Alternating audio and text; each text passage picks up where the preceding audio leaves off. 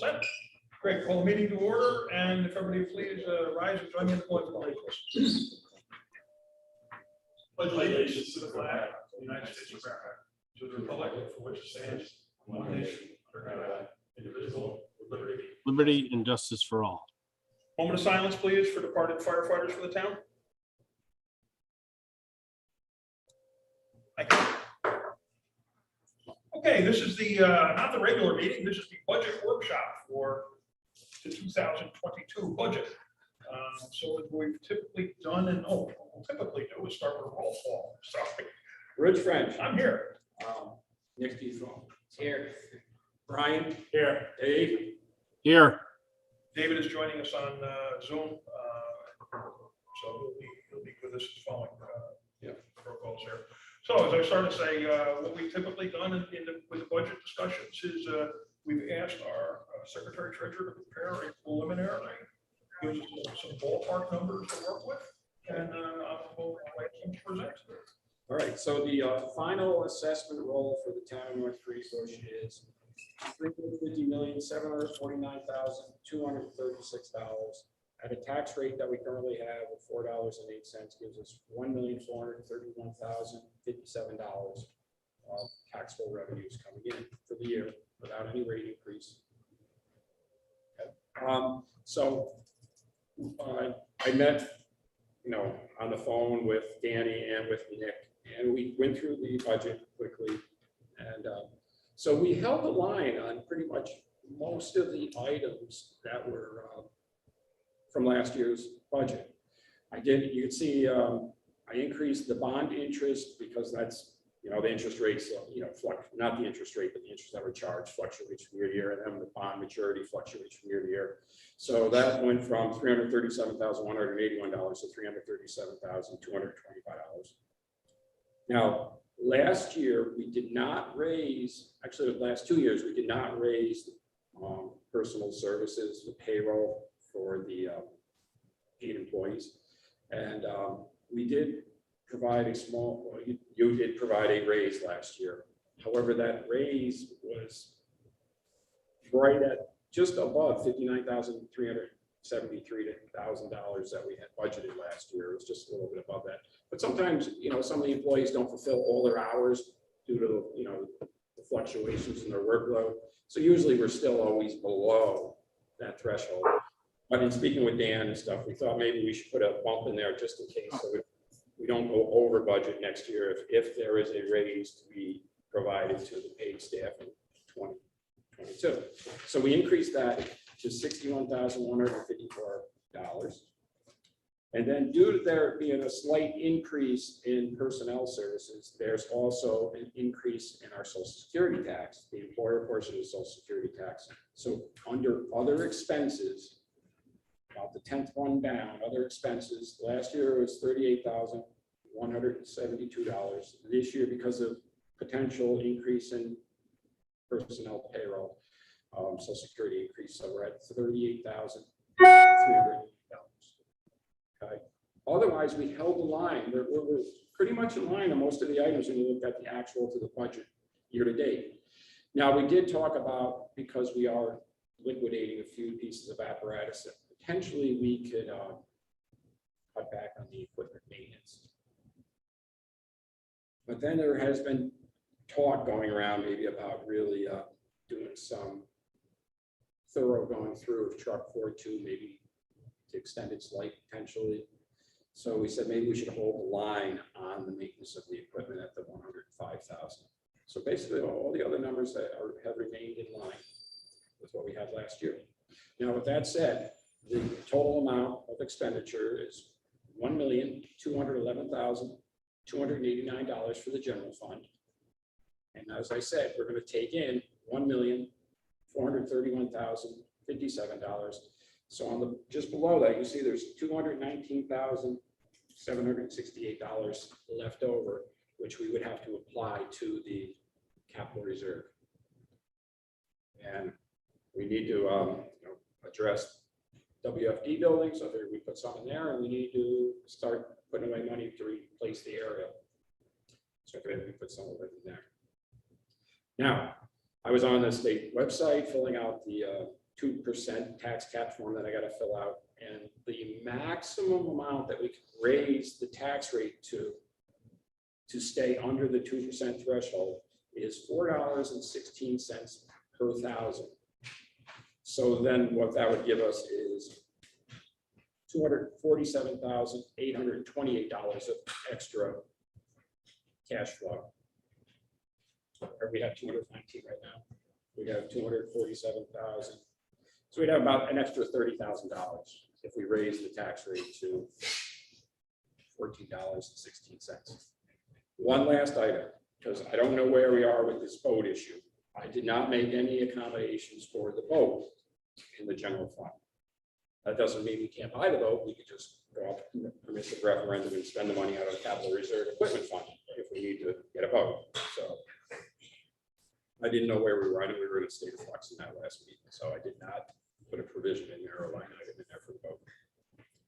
So that's where we stand. Thank you. You're welcome. Questions for Sean?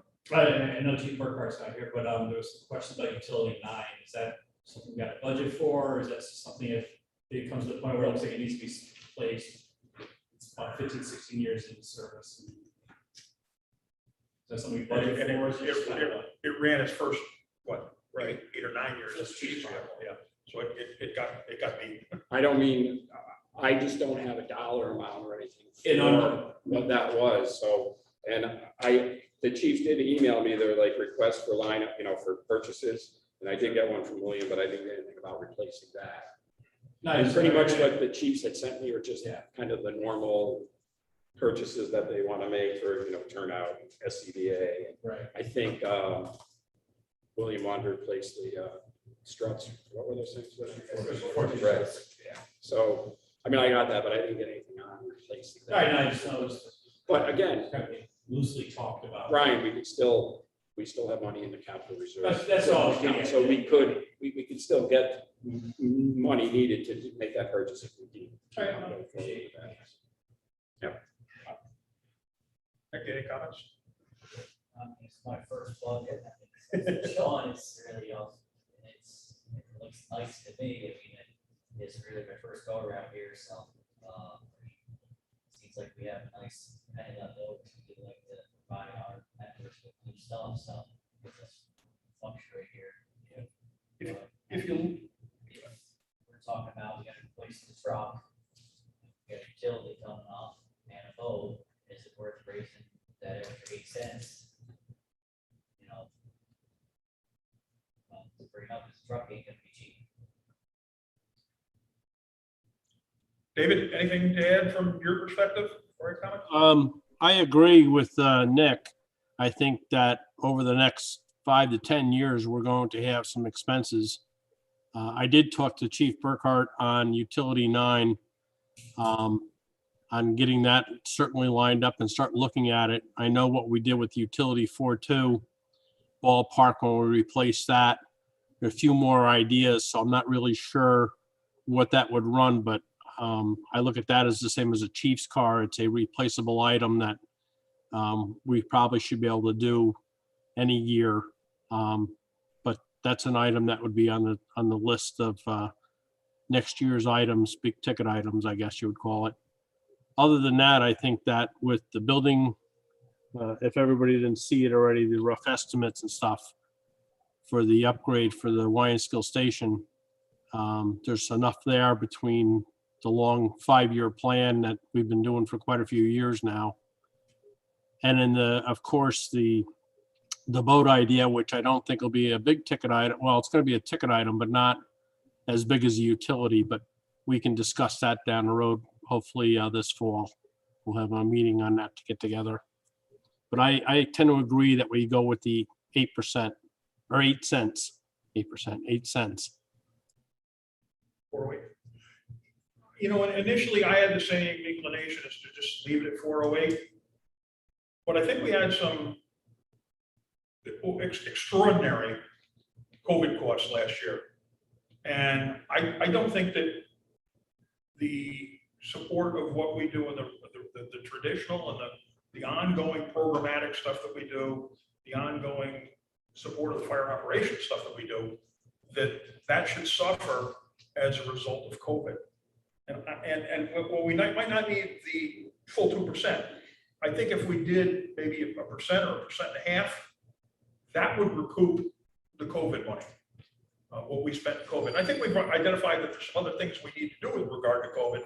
We've identified that we certainly need to upgrade technology in the building for doing, in both buildings, for doing Zoom meetings and live training.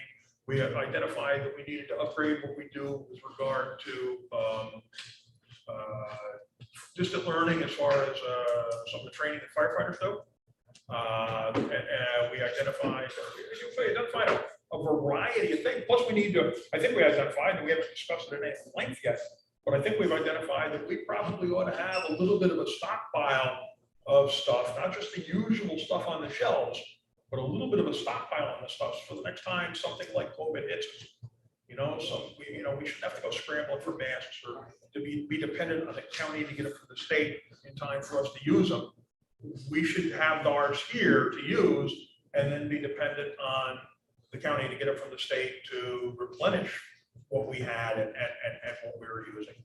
So I'm not advocating for and I'm not arguing for, but I would be inclined to think that we should probably be looking at a 1 to 1.5% tax increase. What would 1.5 do to us? We would be at $4.14. So then the total tax receipts would be $1,452,102. So that would give us about $22,000 more. And I think that would cover what we need to do in the building and technologies. That would probably cover what the chiefs want to do or could be doing with regard to offering distant learning. That could help build a little bit of an equipment cache for COVID stuff. So I don't know, I'm just talking out there. I don't know what to think about it. Oh, yeah.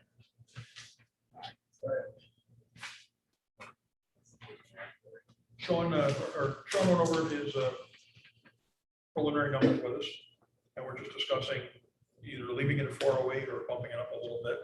Give us some ideas around about it.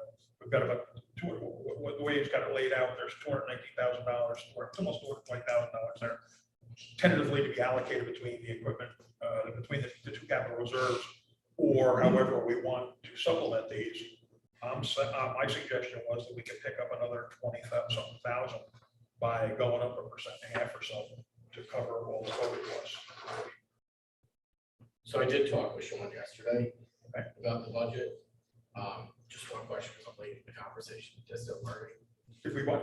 But we didn't really get into distant learning. So what was The distant learning in terms of some of the remote classes that people can take, the online stuff that people can take as far as training. So is that different from what we're paying for already with? It would be to supplement that, to build that, because a lot of people take, a lot of people taking that stuff and it's really not a high enough level. There's some other stuff out there that we would be doing. We had people take advantage of it. Some, not a lot. It was like right at the start of the pandemic, we had increased that, like nobody. I think the thought was more to cover, my thought was to cover the technology so that we can do that kind of thing. The Zoom meetings, the Zoom drills, the better. You don't think we could do that within this existing? I don't know. Maybe We could, because this year we had money set aside for the copier. So that copier cost us cash. We don't need that this year coming up. So that would be a nice chunk of change that we could use for our online learning that we have the firefighters, that we offer to the firefighters. So I think we cover, that also covers some of the technology stuff that we're looking to do. I think it would, because we're still a little bit under budget. Well, from where what we have to spend this year, we're still under budget. We still have some room in our technology budget. No, we're doing the Zoom stuff, and that wasn't really huge. Not Zoom stuff, but the cameras, everything was a big ticket item. $1,000 right now. That was what the board wanted to at least start with to see, Simple system, right? right, see how that works. One, the tax rate right now is still lower than it was in the fire protection district when the merger went through, like 11 years ago.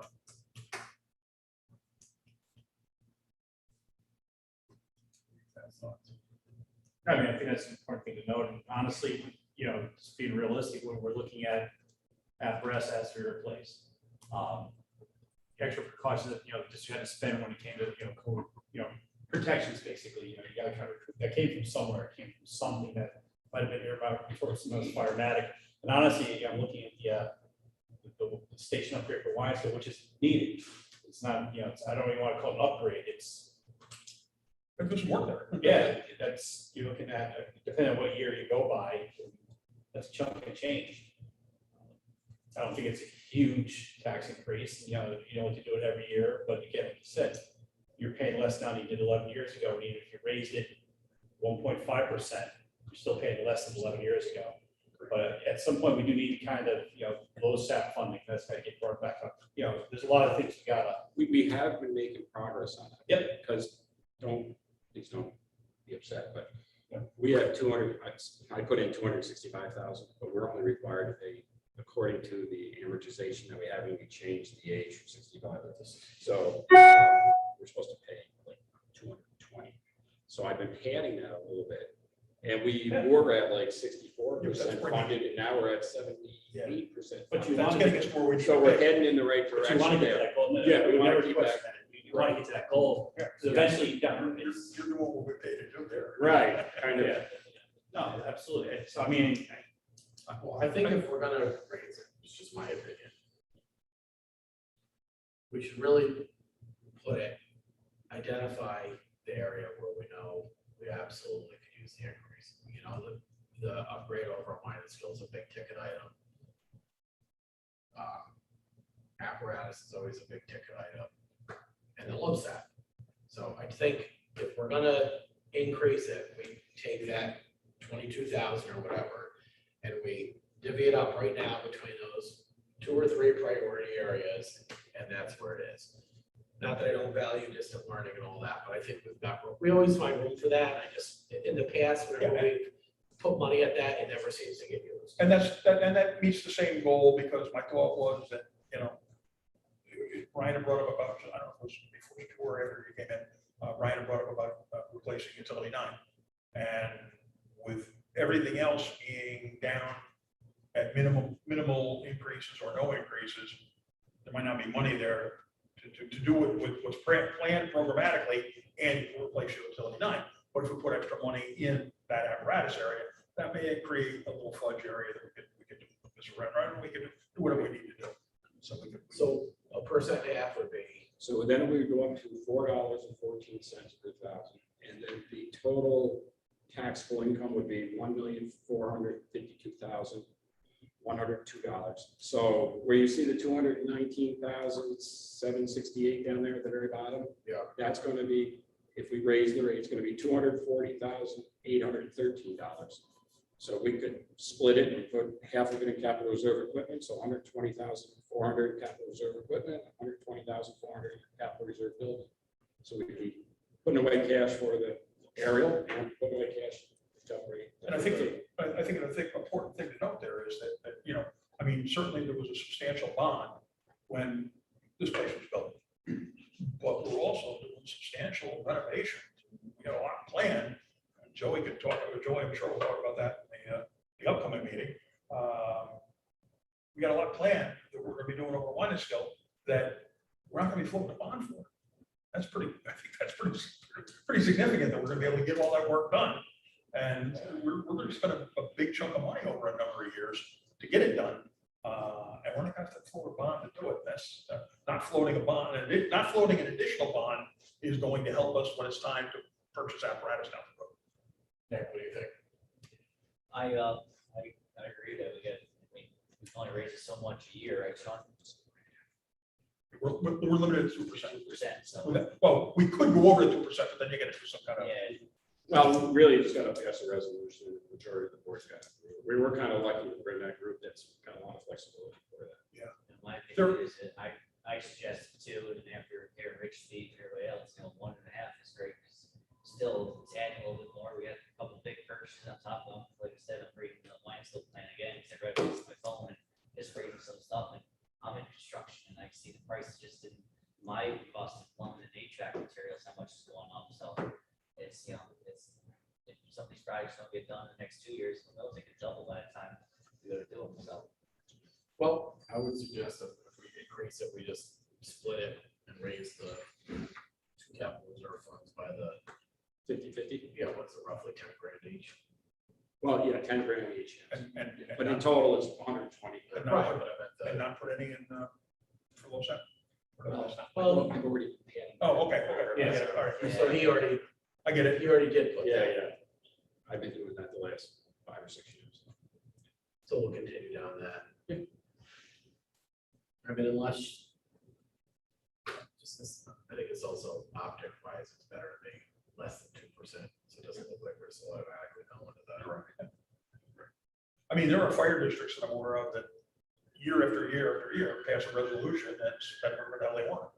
And raise whatever the hell they want, but we haven't had to do that, we've been fortunate, so.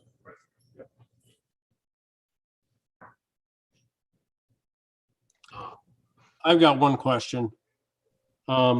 With the fire force that we have, the fire members that we have, they are in the upper age bracket.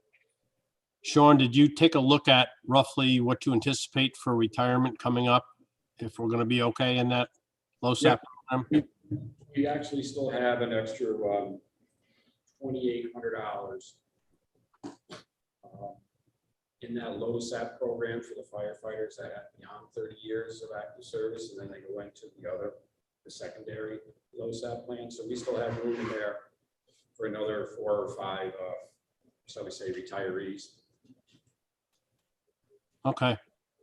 And then the other thought I have is that when we start talking apparatus, like the truck company, for example, we really need to stick to the 25-year plan or whatever it is to replace that and not go early.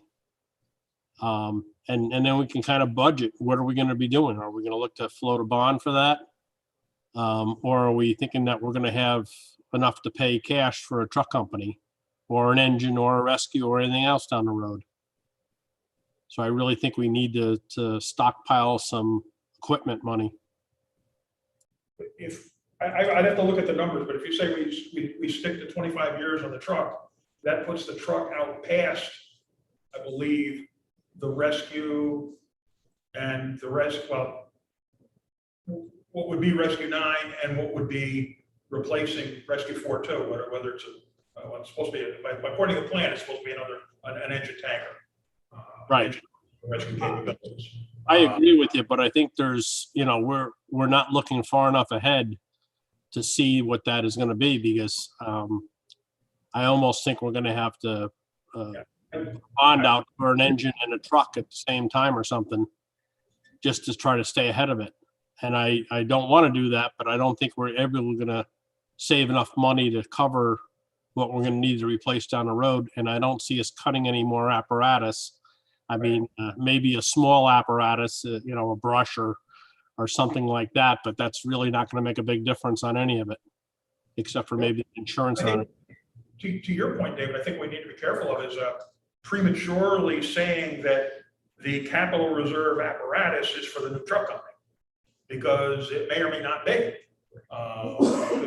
We're going to have 3 pieces coming due all within a relatively short window. I think that Rescue 9 and what's now Rescue 4.2 will come due almost on top of each other, because they were bought almost on top of each other. Though Rescue 9 did have a little bit of a makeover last year, 2 years ago now, I guess. I don't think Rescue 4.2 has had the same. And now the truck company is getting I wouldn't say a major makeover, but it's getting a significant work done right now that should help us take it out to that 25. So The only other thing I'd like to add into the discussion about the apparatuses, and Matty Cicerone is one who enlightened us about it, is really considering leasing some of these pieces of equipment. I mean, other bigger departments, Troy and Schenectady, lease some of the apparatus. So that might be another route we can research in lieu of maybe the bond. I mean, we've got to consider all sources, but I think that's something we should add in there too. another thing is an adjoining fire district to us has done very, very successfully now with the last several pieces of apparatus is they've kind of identified, instead of a specification, they've kind of identified the top 10 things they want to see on the next piece of apparatus, and then gone and found a suitable demo. And, that's worked very well in East Greenwich now for at least 2 or 3 pieces of apparatus. So that has possibilities. That doesn't give you every bell and whistle that you want, but it gives you, it gives you a lot of buying leverage, and it gives you most. So, I mean, there are. That's where you get your custom cabs and your standard cabs. We may not like that down the road, but to cover expenses, we may need to. I mean, the only tough part we have is mine steel doors aren't that big for height. Yeah. We've been looking, I know some members have looked at truck companies, and so far there's only 3 that fit through our doors for height. What is the door height mine still? Not all, not top of my head. I think it's under 12, just under 12. Oh, I mean, The Suffin Truck Company, when we replaced the American LaFrance, the truck wouldn't fit in there, the Suffin. It rubbed the rails. things to look at. All right, so back to the budget now. So you comfortable with 1.5%? Dave, you comfortable with a 1.5% increase? I would go as maybe 415. I know it's only a penny more, and we're under the 2%, but I think that we really need to bank some money to cover the future. 1.5 was 416, wasn't it? 14, I'm sorry, 14. I had 2 numbers back. So what is 415? What's that percentage? If I go to $4.15, we're gonna bring in about another $2,500. I think that's, Oh, That's- well, $3,500, I'm sorry. So what does that equal? A percent? It's a little over a percent and a half, is it? Okay. 0.65, something like that. 1.7. Do that. 50/50. Yeah, and then it's $122,160 for the 2 capital reserves, one for equipment, one for building. If we go at 415. I don't think we'll put too much money in the capital reserve building based on the estimates that we've got. Bob saying no. All right. Any other discussion on the budget? So we need a resolution for that, Terry? To just Adopt the proposed budget. That's your changing it. Entertain a resolution to adopt the proposed budget, which reflects Well, actually, hold on. We usually do it in a regular meeting, right? okay. The regular meeting. Yes, Sorry. All right.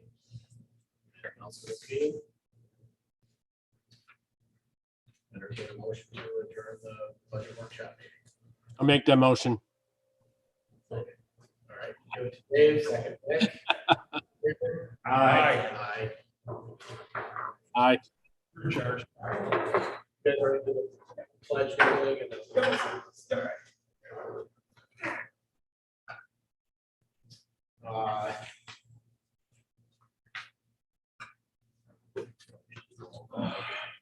Note the attendance, Sean. Yes. All right, we're on to the regular meeting. Public session will be at the end. Fire District Committee report for WFD upgrade. I see Joey is on, so. How you doing, Dan? Can you hear me all right? Yeah, I can hear you great, Joey. All right. Well, good luck with your new school year, so. Thank you. We got the paperwork back from Eddie. I think Robert has maybe had a chance to look at it, and David. What I want to do is get like 4 or 5 copies. I don't know if you guys over there can print out 8.5 by 14 copies on your printers over there. But if you can, Difficult to read even on the computer screen. Do we have 8.5 by 14 paper? No, but I can get some copies at Staples, very easy. Or pick up a read we keep here or whatever. yeah, so if I could just get like 5 copies of that, give it to our guys, let them digest it for a week or so. And then we can have, a quick meeting between ourselves and then, get everyone back together, with Eddie's people, Robert, David, I think, Richie French was over there also. And then we can, go through, the new paperwork item by item and make sure that, nothing was, put in there that was already taken care of as of some of the other stuff that was already done in the building. And we can just clarify it and make it, make it like it's supposed to be. The one item that I did notice that wasn't on there was the outfitting the, department with cameras. And, I think Robert also noticed that, so, just to have that in the minutes that was, not in this proposal here.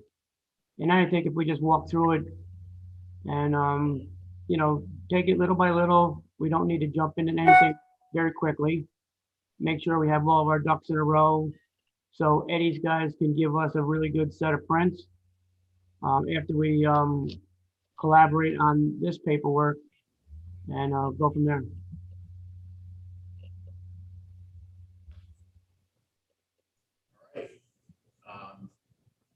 Yeah, I agree with you on the cameras. That was probably just an oversight. If we want to. So any questions for Joe? All right, Dave, any questions for Joey? No, I know that, like you said, the cameras weren't on there. And this may be a silly question, but do you sprinkler buildings again? Can you put sprinklers in them reasonably, or is that something that, maybe that's for Brian, a question that, It really depend on what they consider the level of alteration going there and how, not punitive, but there's like a financial detriment to people doing the upgrade. There may be a requirement if they got the entire place at once, that the sprinkler system would have to be put in on that floor. But if this is done kind of like piecemeal, upgrades here and there, no. But I think the general rule is 50% or more of a overall building being upgraded. The upgrade space would have to meet new code. okay, because I think that we're probably close to that as far as the renovation goes. So, but that was just something else that I noticed that is a question that I have anyways. Good question. I have a question on the lines, the individual lines for some of these renovation tasks, where it says source. Are we talking about the funding source? Eddie put that in there, so I don't know what he was, trying to do with that. I think we need to take a good look at that, because when I look at this, especially on page 2, there's a lot of stuff there that says department that I would have thought would have been the obligation of the Board of Fire Commissioners. Demolish the existing men's and women's room, toilet rooms on the upper level to create 2 or 3 unisex restrooms, including ADA accessible toilet, et cetera, et cetera, et cetera. They're putting that on the department. That's, I think where was the source of that? I can clarify that. What Ed did was he wanted to just reflect what was from the 2017 initial 5-year plan, and then what came up more recently that were requests. Okay. So that it's not funding. There's some things there that I think probably are should be the responsibility of fire company, just like they were in the building in this place. Correct. And there's some things, a lot of things there that are ours, and a lot of them were work department. I'm thinking, wait a second, why is the fire department should not be paying for some of this stuff? I think, yeah. As long as that's not the point. All right. No, I that's misread not it. All right. Rich, I noticed on that too, and then I'll go with the first page, SW5, and it's got picnic furniture by FFE. I assume would be the fire department's responsibility. Yeah, probably.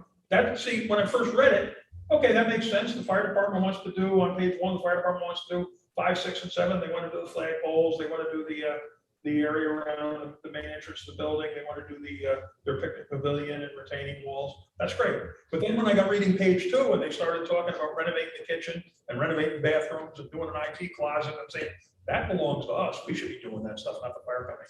So as long as we got a chance to go back and look at that stuff, I'm good with it. All right, thank you.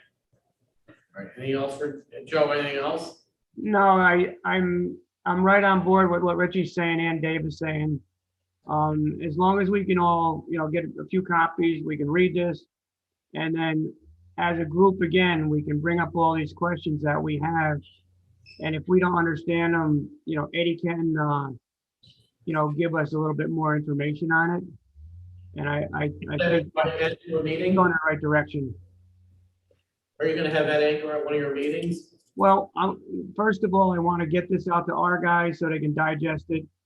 And then when everybody is clear, whatever it might be, if it's a month or whatever, yeah, we'll get them all back together. All right. Thanks, Joe. Right. Department President's report. PJ's on Zoom and Eric is in person. PJ? Well, I really don't have much to report other than the building request for June. We'd like to cancel with the uptick of COVID and being it was a family day. We're afraid the young kids may expose. So we don't want to take a chance. So we're going to cancel it and hopefully do something in the spring. Other than that, I have nothing to report. Eric? Nothing to report. Nothing, okay. Is there anybody have anything for WFD? Well, the only thing I had was, I had an application to drop off tonight here, I left it on my desk. For David Pierce, a firefighter that, from West End Lake, that moved into the district. I got all his paperwork, it's all on my desk, and I wrote it out. You're asking for the WFD president report, Yeah. facility use. I just gave you 2 facility use I've got reports. this, yeah, I'll do that. Yeah. We got, 2 of them. All right. All right, so we'll do that under membership anyway. Yeah, okay. All right. So we got 2 building use requests. One is a 427 dedication for wine and skill on September 18th, 5 o'clock. They'll have Lombardi's food. And then one is October 16th, free market fund drive. What is that? Do you know? Dave? Dave, what's a free market fund drive? I'm not sure what that one is. I know the dedication when they were talking about doing downstairs in the engine room with the doors open. Because again, we've got the public coming in, a large amount of the public coming in for the ceremony. Says free market fund drive, member requesting building Sherry Dunham. Sherry Dunham's in charge. Outside event, pop-up tents, coffee, donuts, bathroom use only for public. No building. We'll be using kitchen for prep and cleaning. The chief just gave that to me, Dan, so. Why don't we ask obviously Mark just about that that. later? What's the date? October 16th. Is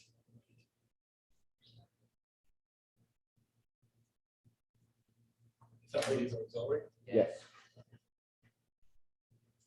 I think most came in after a meeting, but that's one meeting. Didn't come about.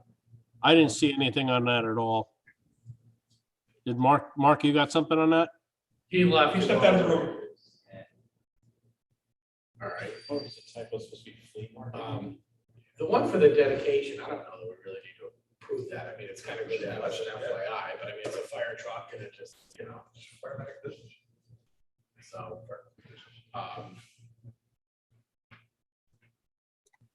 Well, the only thing I would suggest on that is to make sure that it's the engine room that they have it in, and air it out as much as we possibly can. All right.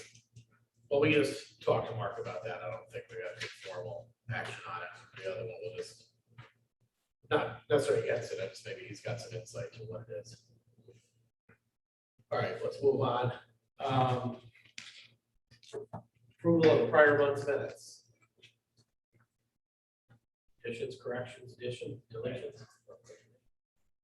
All right. Motion made by Nick to approve, second by Brian. All those in favor? Aye. Aye. Aye. Treasurer's report, Sean. Treasurer's report for month ending August 31st, the general fund had a reconciled balance of bank recs, gotta review and sign off. The checking general fund had a reconciled balance of $71,335.73, earning 73 cents worth of interest for the month, total $9.16 worth of interest for the year. The money market account where we keep some of the general fund and our capital reserve together so we get a rate, which isn't really that good. As a reconciled balance of $741,549.11, having earned $6.72 worth of interest for the month. Total on the money market account is $105.74. Now the breakdown of that is there's $373,560 for general fund. Capital reserve equipment, there's $103,594. Capital reserve building, $212,191. Capital reserve repair, $2,202. And then the subsequent documentation is supporting the bank reconciliation amounts. The third page is a list of all the checks that were paid in the month of August. Next few pages are the actual expenditures year to date compared to the budget, and we are still under budget. $300,000 to go for the year. And then the final page is a copy of the money market bank reconciliation for the $741,000. Yeah, I got one. It's probably like a right in front of me, and I'm just too dense to see it. I'm kind of looking for a deposit of $45,000. Oh, that was made, I think I made that in September. Didn't I? Oh, okay, so it would have been September. All right. Yeah, It'll show like next month. September. Never mind. I just can't wait to see it. That is nice, thank you. I'm just waiting to see it. That was nice for the sale of. Thank you. All right, entertain a resolution to accept the treasurer's report. So Rich, second by Nick, roll call. Rich, aye. Dan, Aye. Nick, Aye. Brian, Aye. Dave. Aye. Approval of current month's invoices. Total of the invoices for the month, $59,778.66. And I reviewed them. There's one there for me, so I'll make a motion to approve all but the one for me. All right. See yours. It's under F's. $216. That doing something, all right. So, I went over to a district phone halfway through the year, so it's the reimbursement for my own phone. All right. So entertain a resolution to approve the invoices with the exception of the reimbursement for Richard French. Made by Rich, a second, Brian, roll call. Rich, aye. Dan, Aye. Nick, Aye. Brian, aye. Dave, Aye. Resolution carries. I'll make a resolution to approve the expenditure for Rich French. Second, Nick, roll call. Rich. Oh. Sorry. Aye. Aye. Sorry. Aye. All right. Correspondence, Bob. Yes, received workers' compensation audit notification. They made a minor adjustment due to our payroll. So they notified us of that. That's for the paid staff of the district. We received the Association of Fire Districts, Fire District Affairs, August, September bulletin. We also received similar to one last month from East Greenbush Fire Department. It's an insurance settlement for a call that Wyanskill Fire Department attended. It was a hazmat call. We'll receive $77 from a voucher for Wyanskill's attendance at that call, similar to last month. The free source was a little bit more. That's it, and nothing sent. All right. Old business, DFD CSR memo. Comment on that, Bob? Or we're looking at, Ryan, sorry. several different, I guess, quotes for lack of a better term came in. One I kind of, a couple of them were more like automotive type places. One that kind of stood out was American Sun Control. They deal with a 3M product, specific product. Probably, while that was like a must would be that specific product, it is kind of a more reputable type of product. So I'd like to, look at maybe using these guys going forward for this project, but before they really start, we got kind of determine, what kind of thickness or whatever. So maybe have like a little, some samples and determine, because you don't want to be like a blackout. Just kind of get a look at it first. I don't know the exact dollar amount that, Bob has that, but I would recommend we, proceed, move forward with American Sun Control, but with that, before they do any real major work, kind of look at the different, what level of tinting do you want versus what's needed. Obviously, we don't want it to be totally blacked out. When the station was built, a lot of the lighting was put in based on having clear glass. So you got to find that balance, but. Right, maybe you just said this, but I didn't comprehend it. What's the difference between like American Sun Control and the two lower ones? It's more, I think their specialty seems to be more automotive. For the other, Where American Sun Control does more residential commercial work. And they deal with the 3M product, which was, while not stated as a necessity, it is one that comes recommended from people we spoke with. A little more research. Yeah. Well, And I think we're probably to the point where it's go forward. Yeah. At least with the process, get it going. While it's still kind of warm on, we can do the work. But the biggest thing is we still got to determine what level. I don't have the proper technical term, but you want to find the right thickness. So again, so it's not too dark. Get the right tint. But you want a UV protection without blacking out the station. You do need natural light. Again, that was how the station was designed to have the natural light as part of the lighting package for the overall. Are we required to go with prevailing wages, Terry? So that's going to change the. They quoted it as a non-prevailing wage job, American. Right.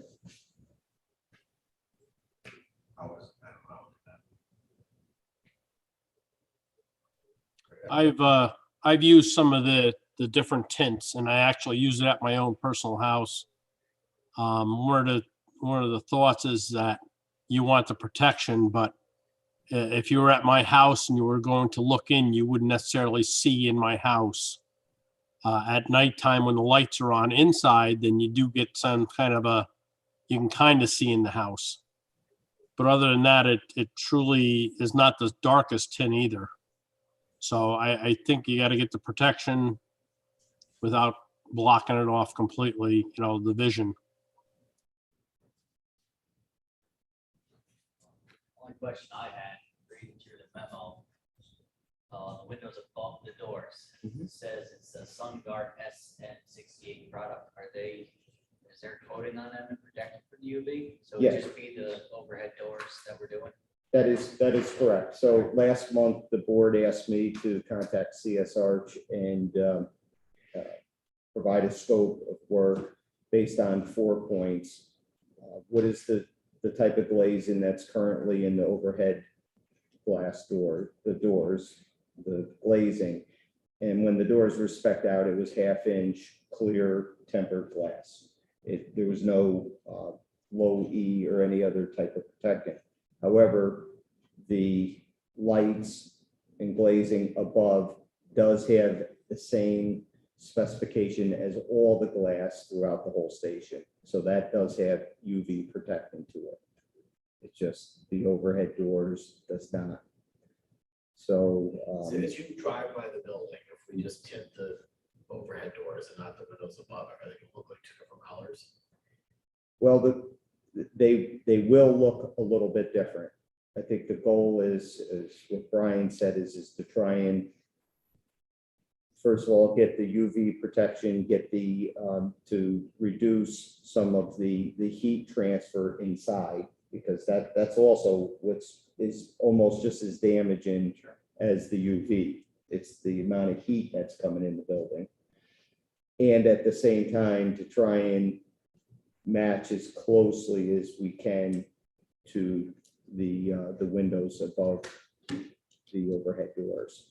While I don't think it's going to stand out super noticeable, because there is a little bit of a break there, and it is much higher up. But that's why what CS Arch was recommending is we do a couple mock-ups, so that we can, you know, go from the road. We can do it during the daytime. We can go in there at nighttime, and, you know, so that we're comfortable with the particular type of film that's going to be used. Elizabeth Brutish from CSR, who did this report in the memo to the board, they didn't prefer or recommend one product over the other. However, what Brian said about selecting a company that primarily does work on commercial and residential buildings, as opposed to the companies that just traditionally do the automotive work, might be something we want to consider. CS Arch and the Pinney Group, Design Group, have used this American Sun Control on several projects, and they're very happy with that company. So that you know, might be, you know, a good factor to take into consideration. So we really need an updated quote then.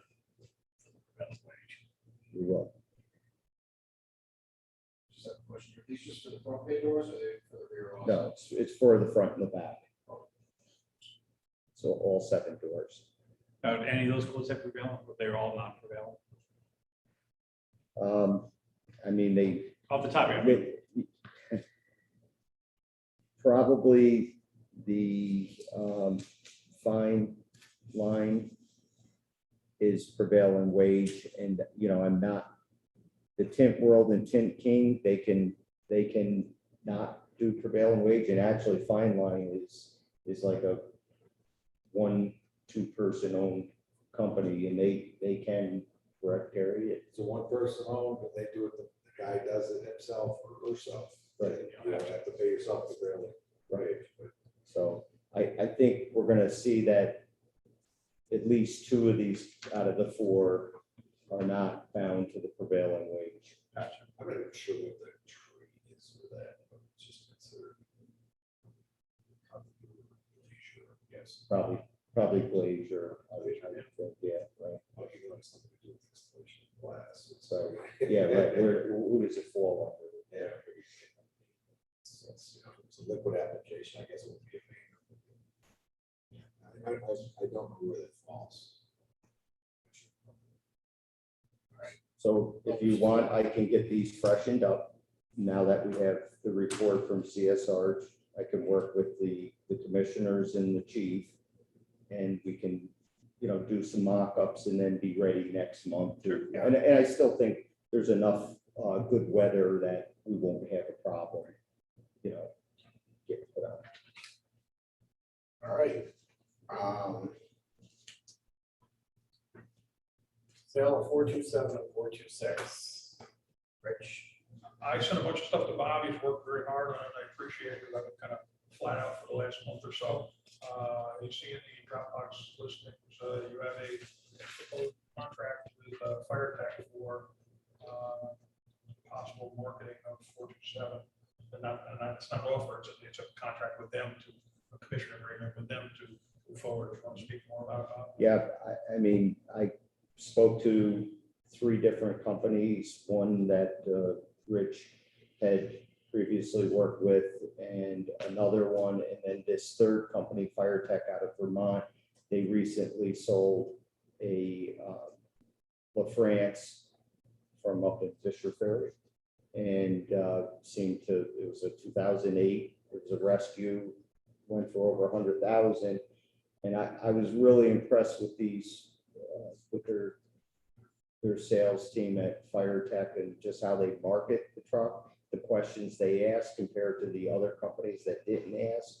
And I just think this is the way to go, and they've done business sort of in our backyard. We know we have to get 427, on the market, and we've exhausted the local department. So I think it's, we see how this works out, and if it works out, great. And well, maybe we know where we're gonna go with the other apparatus that's gonna be sold.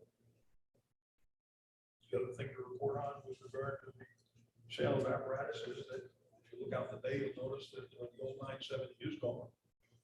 You leave about a week or so ago, and the check's been deposited. Showing smiling still.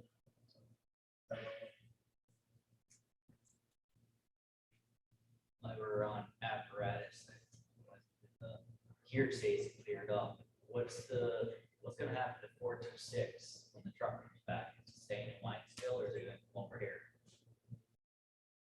Good question. Just something to think about. There is room. I mean, we had two to get rid of. We had two to sell here, Yeah, there's only one left here. and there's only one left. There is room. I don't know that you got your, with the new 427. I thought, well, the way it was explained to me, when the new 427 came, there wouldn't be room for everything. Now they're in there, just, it's tight, It's tight. it's tight. We'll have to talk to William, but, I'm sure we can shuffle things. That's what we gotta do. Like I said, But hopefully, I've heard the rumblings already, some of the extra trucks coming back, so, might as well ask it now, That's a that way good question. it's solved, because Good question. I mean, if somebody's grumbling, I just want to, I won't address that. Yeah. But it's our responsibility. We'll take care of it. That's my thought. well, Just curious on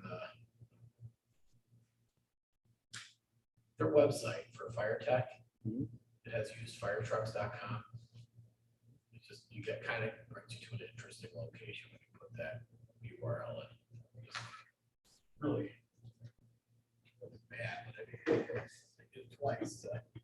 That's what you get. Picture of that woman. Interesting. Picture some woman. Give it a try. Website- They want to Somebody's point that out. website got hacked. Yeah, I was just on there on 9/2. When Bob told me about it, I went to it and I use fire trucks. Did you try it? Did you put TECH or TEC? Well, maybe I put it in wrong. It's TEC, right?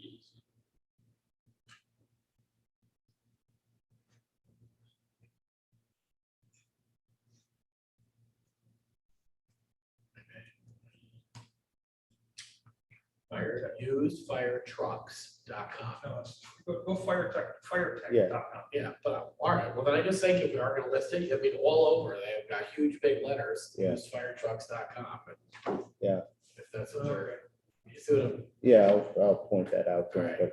but I went to Fire Tech. yeah. There's 2000, right at the top of the page, 2001 KMA rescue.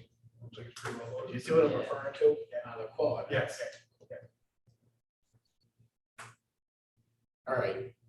So you want us to vote on this to enter the contract? Big motion that we enter the agreement that Bob's put in front of us. And it's at no cost up front. It's a percentage cost if and when they sell. 10%. Resolution. 10% commission, which is pretty standard. Need a second on the resolution? Second, Dave, roll call. Rich. Aye. Dan. Aye. Nick. Aye. Brian. Aye. Dave. aye, Resolution carries. WFT surplus of gear and equipment. We have to wait for Mark on that, or do we know what it is? Yeah, Hose we did. dryer gear. I was reading through, it's a bunch of old gear, hose dryers and boots. The fan on the rescue broke at, Vance Auto Seal call there. They needed parts for it, so I was on the list also. All right. So everybody's got the list in Dropbox, so we just have to declare this No longer surplus. No longer necessary for district purposes. Resolution or motion, Terry? We can go with a resolution that's no longer necessary.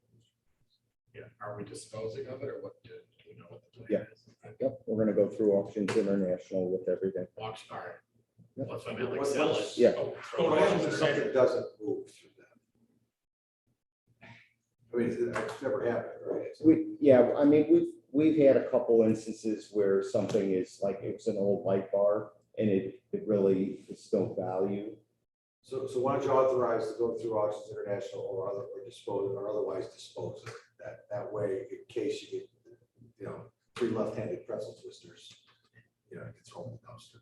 So we even auction off like the old turnout codes and stuff. Yep, oh yeah, yep, they put a disclaimer on it, and, I mean, people buy that stuff. The NFPA regulations, a 10-year-old, 10-year-old or more should not be used for internal structural, for firefighting, fire attack.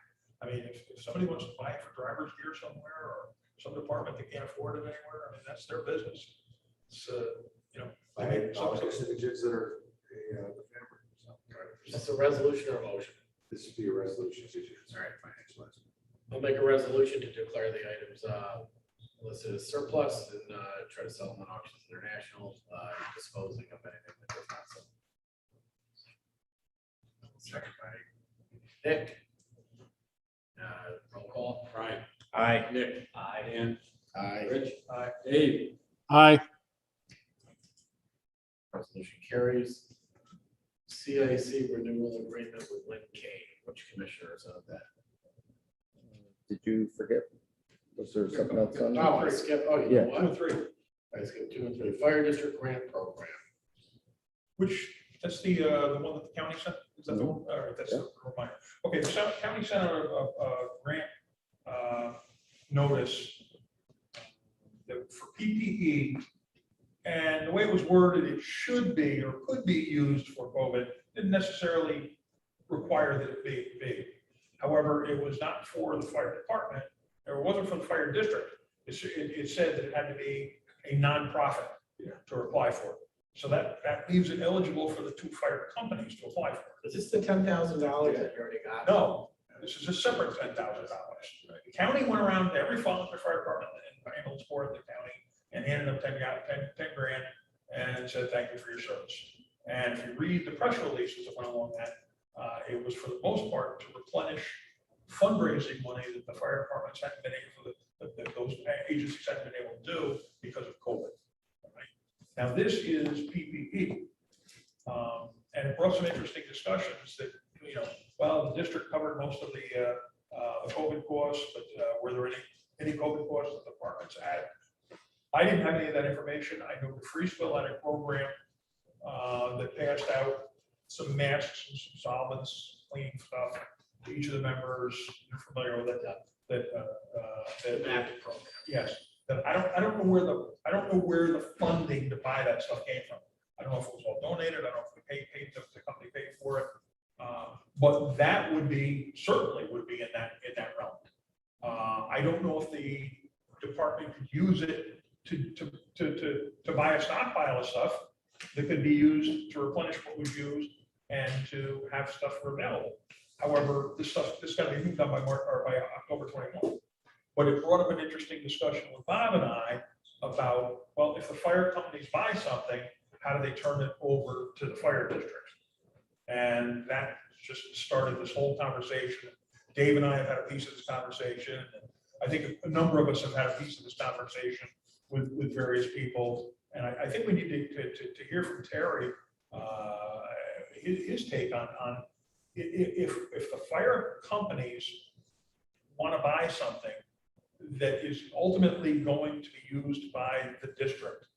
And I understand, if you look at the next item down, there, Wineskill has, between the fire company and the ladies auxiliary, I'm told has already bought a supply of extrication gloves and distributed them to the members. If the fire company wants to do this kind of thing, is there a process for the district saying, yes, this is blessed, and yes, this is There should be, okay? because I mean, it's good that the auxiliary raises money and does stuff. It's good that they buy stuff for the fire company, but you shouldn't be placing into service something that the district doesn't approve of, or I don't see it's no say. It's one thing for the auxiliary to donate a giant flag to hang from the truck. It's another thing to be donating PPE that's going to be with the expectations going to be utilized if, say, the district doesn't want that type of PPE being used. You know, some standard, these gloves are great, but there's nothing to it. I guess in the greater context, anybody can buy anything and donate it to the district, but the district have to take it. To the district. Yeah, the district can accept donations. They can accept cash donations. There's no prohibition against that. But you know, if someone says, "Hey, I've got an old car, I want to get rid of it, I'm going to donate to you guys to cut up," you don't have to take it. You know, in fact, most instances you probably should. But when it comes to buying new stuff and equipment, there really needs to be, I don't know if it's so much a process, but a dialogue. I mean, it should be, you know, surprise, we got this stuff for you to put on your gear. If the company or somebody want to go out and buy brand new hoods for everybody that, you know, DFD, okay? That's a wonderful thing, but we want to tell you, this is what we're looking for in a hood. We're not looking for the just fell off the boat from, you know, Oriental Trading, you know, hoods. So they should be following, I don't want to put words in your mouth, but they should be following our purchasing standard to accomplish it. Not necessarily, because they don't have to adhere to it if they're truly, but I guess when you mentioned gloves is a good example. I think hoods is a better example. Okay. You wouldn't want someone wearing substandard hoods because they were donated.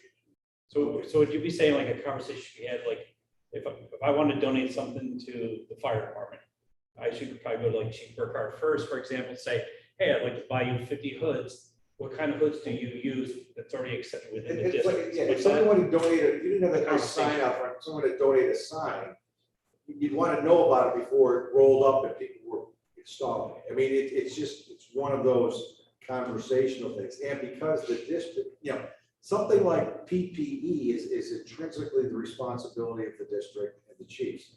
If somebody wanted to donate new pans for the kitchen, I wouldn't worry about it. I would let the company handle, you know, I mean, you know what I'm saying? So, you know, your point is a kind of a prickly one, because if all things fire belong to you.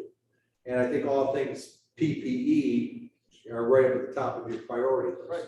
And extrication gloves, I mean, can't tell one from another, but if there's something special and something they wanted, you guys say we don't have it in the budget, okay, then it should be incumbent about somebody who wants to be a philanthropist, or if the company's gonna buy them, come to you and say, you don't have it, we'd like to buy them for ours because we see this need. And, you know, there should be communication, all right? I don't think it's gonna happen a whole heck of a lot, but you know, when it comes to anything fire or all things fire, they ought to come in and ask mom and dad first if they can get it, even if they're using their own money to buy it. Okay. Because I just don't want us to ever be put in a position where, one, it's something that goes contrary to a plan or policy that we've already got in place. And I haven't seen anything that is, but I can see where something could be, where the district has said, okay, we're gonna go this direction, and then somebody else, one of the fire companies decides, we're just gonna do what we want anyway, and donate it to the fire district. And then we're more or less obligated to either accept it or look like jerks. And I don't want to put them in a position where we've got to deny something. I don't want to put us in a position where we look like jerks. I don't want to put them in a position where they spend money unnecessarily. All those bad things. If they want to spend $1,000 for a decorative bell for your grade, okay, so we did have a bell. What a wonderful thing! What a tribute! Blah, blah, blah. They need to ask you first. It's your trunk, okay? You need to coordinate it, make sure you know that type of thing before a bell show. I mean, again, it's really. It shouldn't be as complicated in the theoretical world. All things fire are yours. So if it has anything to do with your mission, then you ought to be told about it, unless it's one of those, we're going to surprise you with a check, because we'll always take money. Or it's something that they've said, you know, we want to get we want to put a flagpole at the pavilion and it's technically district property and, you know, we're gonna, yeah, I mean, you ought to know about it. There really shouldn't be surprises here. The other thing I don't want to happen is that I don't want the perception out there that we just raised taxes on a multi-million-dollar budget and we can't provide our firefighters with extrication gloves. And I don't want the public to have that perception either. I think that sometimes you get the situation where the auxiliary has money and they fundraise, they don't know what the hell to do with it. And maybe this is a good thing and they feel like they're actually doing what intrinsically a support organization. Maybe we can ask them to do some things that would support the upcoming in the future. You know, it's already happened, but in the future, do some things that's going to support the upcoming and needed renovations, or maybe, okay, hey, you guys are getting a new kitchen. Maybe it's time to start looking at setting up some of that money aside for things that you're going to want to do, like the Friesel did in the kitchen here, and push them in that direction. Yeah, I guess, Mike, I'm going to take the contrary point of view of the people matter. What shouldn't happen is this board rejecting the purchase of gloves for extrication, and then somebody going out and buying, you know, 5 dozen pairs of gloves for extrication and giving. I don't know that that's what happened. I don't think it. No, it's not. But at least to my knowledge. But that type of. There's just got to be communication, and if they're going to buy something, they'll let you know, unless they're going to donate money, or unless it has nothing to do with the firematic mission of the district. I'm clear. Thank you. Do we have a policy for that? So that this discussion's nice, but the auxiliary and maybe the presidents or whoever doesn't hear that. And my other question is that I can go out and buy a leather helmet and we kind of okayed those by the chief's direction, but how do we know what's what? And then someone goes to the trade show and they see a new pair of extrication gloves and they buy it. So is there some type of liability if somebody doesn't let us know that they bought a pair of fancy gloves and something happened, that they're taking the responsibility themselves? How do you put that down? To your question, your responsibility is to provide everybody with the PPE they need. So if you supply, you know, if someone's not using their department issued gear, the one that it ought to be meet or exceed whatever they're using, your expectations, and it ought to be approved from a PPE standpoint. Okay, you know, if you know, some districts issue crappy hoods. I mean, they're just crappy hoods. So if you get yourself a good one at a show and you use it, I mean, you probably should tell the chief that, hey, I'm using this, but it's still 3 layers. I got 2 of them. I change about that type of thing. I mean, there's probably a lot of that goes on with little stuff or stupid stuff. But I mean, no one should be using substandard equipment, and everybody ought to have their district issued stuff, which is our expectation that they're going to use. And if they're not going to use that, then what they're using should meet the same standard or be better. Maybe that's the message for the chiefs to deliver a drill and you know, the annual refresher drills, you know. I would encourage, you know, as a firefighter, people to get as many freaking hoods as they can, change it, you know, every time you wear it. But, you know, the limitations on what the district can afford or what they are. But there are, I mean, I think I don't think it's as big a problem as maybe we're making it out to be. I mean, I think it was just one instance, and it was an exercise of generosity, but it probably should have been communicated and coordinated a little bit better. That's just my sense. Answer my question. Thank you. All right. CIC renewal agreement with Lynn Kane. Got that. Yeah, she sent that to me today. That's her annual renewal. There's Let me get back to it. there's no changes in the fee schedule. So everything is exactly the same as what, and Terry sent it to you. Yeah, but it's the same thing we looked at every year. So. And I haven't heard any squabbles or complaints from any of the EMTs. Matter of fact, most are very pleased with the services that we're getting. So Did we look at the ambulance and the other services we were looking at last year to see if we could join together townwide? I haven't had any discussions with the county ambulance with regard to it. I know that they have a different provider, and most of it is geared around their ALS recertification, but that provider also takes care of their EMTs as well. I don't know what, I mean, there was a discussion a number of years ago about what's the town police department doing with regard to their certifications and who's providing it. Well, so, I mean, there could be a long-range discussion with the other agencies in town, but negotiating and discussing with the other agencies, I think that'd be something that would come from the chiefs first, and then the board would consider it. I mean, if the chiefs want to do that, have that discussion with the police department, the ambulance, that'd be great.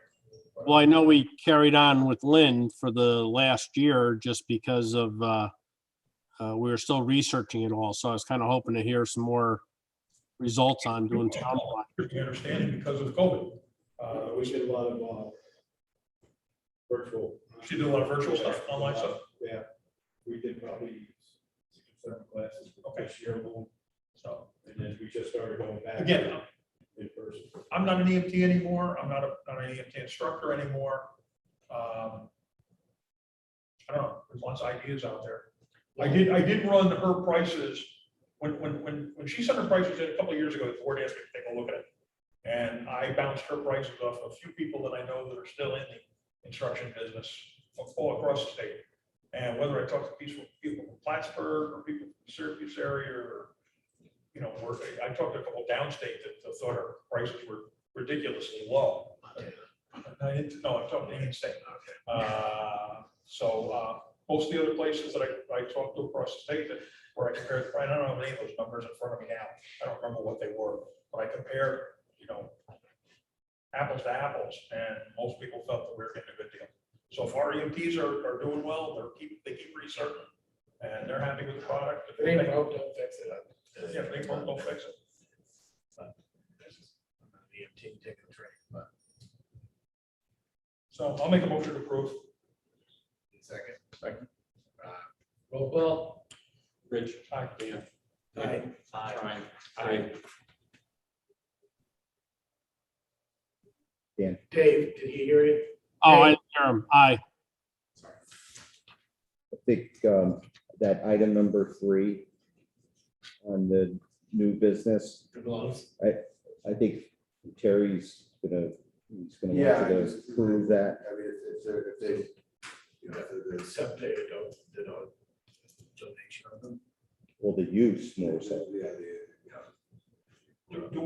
I mean, they were already donated with service, you probably ought to ratify that they're. Do we need more in the district? Were they able to buy enough to cover everybody over there? Is there more need there? or is- Cover everybody. Are they, are they accepted to you, chief? I mean, Yeah. overall, the quality of meeting. Shelby, 2,500. Did you pick them out? What's that? Did you pick them out before they were purchased, or? I didn't pick them out. We got a couple then. What originally started, it was a year ago, they were trying to take and do it. And because they're not a fire department or a district, they couldn't get anybody to give you quotes on it. So what they decided, they said, we can't buy a ton of them, but we can give you so much money. So they donated $1,000 to the fire department for the purchase of them, and the fire department picked up the balance. And then what we did, we picked out the ones that were mid-range, which is what we wanted, and then it was purchased. So how does the resolution or motion have to be worded, Terry? That the district is authorized the use of whatever Acme extrication gloves. Shelby 2,500? Shelby Why don't you make it, 25. Rich? Actually, I got it from my parent car. I think you can show them. No, that's all right. I think a resolution that the district authorized the use of the Shelby 2,500 gloves is purchased by the auxiliary of the Wyandotte Fire Department. Yeah, the Wyandotte Fire Company, because they sell them. Oh, that's right, and the Wyandotte Fire Company, because they pay for it. So, yeah, I'll make that resolution. Need a second? Second by Nick. Right. Aye. Nick. Aye. Aye. Dave. Aye. So, motion All right, Rich. Yeah, I would have given it to Bob before the meeting if I had known about it. But hearing something at the meeting and then thinking about last month's meeting, 2 months in a row, we've gotten an insurance settlement from the East Greenwich Fire Company for responding to calls for them, or with them. Is there something in regard to billing that we're missing the boat on, Terry, that we could be doing? It's hazmat calls? Yeah, it's half. They're both hazmat calls? Yeah, I mean, hazmat's the only thing you could really collect for. Okay. And it's, under the Superfund circular cleanup authorization. Ironically, you can't bill for motor vehicle accidents, yet most insurance policies provide fire service charges, New York doesn't allow. That's worth both chiefs remembering and us remembering that if we get a hazmat, that there's probably a responsible party that we can bill. So, keep a good accurate record of what you use, and we can talk to Terry at the next meeting and get that process going. Why pass up free money? Thank you. All right.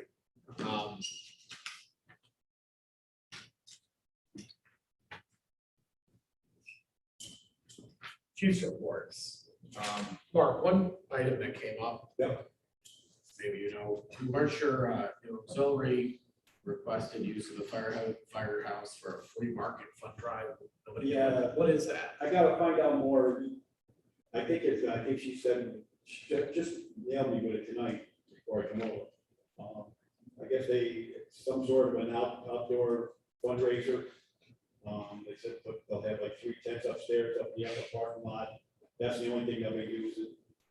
I'll give her a call and find out more and let you know exactly what it is.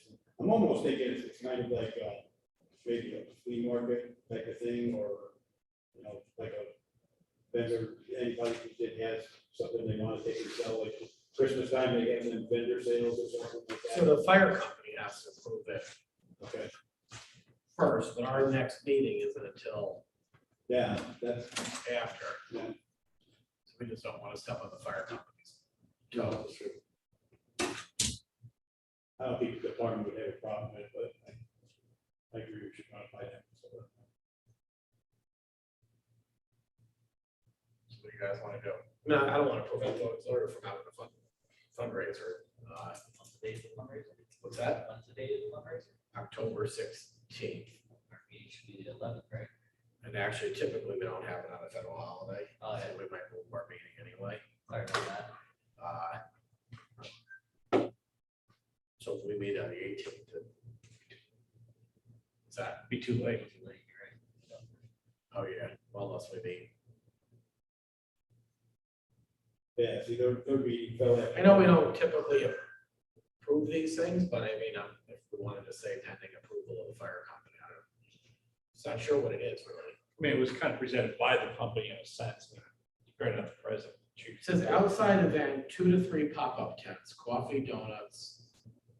To me, it almost sounds like it's gonna be like a small open house, come visit us, see what you want. Do you want to just give her a call and just ask her what it is? Why don't we go on to William's report, if you want to step out and give her a call. Yeah, I'm Googling it. I can't find out what the free market is. Almost does fuck free market. So William, So Bonnie submitted a report into the district. We're looking into getting the tarp for 9/7. Getting that to tarp when the new engine came in, that's not gonna work, so we're just gonna try and do a single piece, so we're never gonna be stuck into what we got at this moment.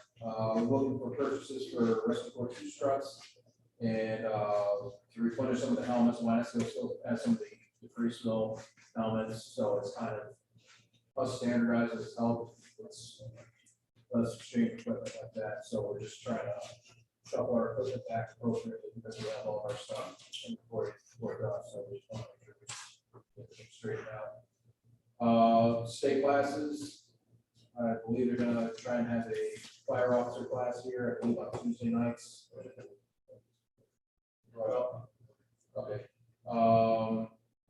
I guess we've been having some issues with the fire alarm system up at Eastwick. I don't know if Commissioner McCray has been helping me a lot with Eastwick fire alarms around town here. just having issues up there, right? How they set up the system. Okay. Basically, remember about a year and a half ago, they agreed to upgrade the system, so we had that alarm verification with a delay. Received a call from town building department earlier this week, last week. Whatever it is. Basically stating that upon his own investigation, he went there was a fire alarm. Like somebody had burnt food. 6 hours later, the building was still an alarm. After talking to management at Eastwood, to come to find out, they never did the changes that they committed to during our meeting. Instead, it changed the alarm system to local alarm only for alarms in apartment complexes, and used in the process of dealing with alarm and suppression and doing more of code enforcement follow-up, but they never did the work, and they basically just turned into a local alarm only on their own. So we're waiting to see what he ordered, go back to the old way, but we haven't seen the alarms. So I don't know if he got a resolution. He said he was going to reach out to you, chief. So I told him he really should be dealing with you, not so much me, but we haven't had the alarms come in yet, but there's a chance that we may see an uptick in these with alarms. Long story short. Needless to say, I'm a little perturbed at that. Those events that transpired through that. So we'll be working on it. We'll keep you advised. And just to let you guys know, for fire prevention, we'll be going up to Belltop this year. We're not going to have any open house down here or anything like that. We've talked to the principal up there, or Assistant Chief Galligan, Mark Galligan, he's talked to the principal up there. We're only going to be doing kindergarten and first grade, since the other grades have had that training before. He felt, the principal felt that would be the best, just to keep the exposure down, just to make sure that we teach the children those things. So we're trying to get in moving in the right step, so let's get back on track in regards to that. We're reached out to the other schools, we haven't heard back from them, so that's where we're at with fire prevention. That's the end of my report.